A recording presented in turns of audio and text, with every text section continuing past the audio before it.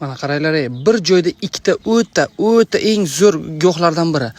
Mana 40 bo'g'in deydi. Mana ko'ryapsizlarmi? Yaxshilab qaranglar, yaxshilab qaranglar.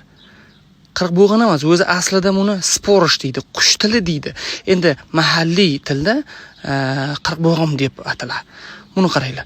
Mana bo'lsa yer bag'irlagan temirlar chaqirtgan deydi. Qaranglar, tushunyapsizlar mana? Ko'ryapsizlar?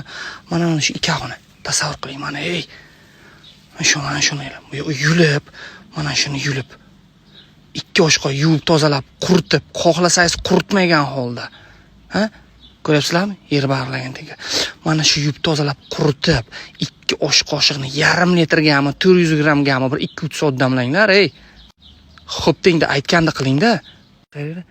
Mana bu sporish, qush tili. Mana bunisi yer bag'iri. Shu ikkovini damlab ichiring, baqirib turadi bor-ku. Tushundingizmi? Erkaklar, ayollar bepushtlarga ketaveradi. Buyrak, tosh-posh, qum, tuz. Homilador bo'lishga ham juda oson. Aytib qo'yay. Spermani foizini ko'taradi. Hamma joyda ko'taradi. Tushundingizmi?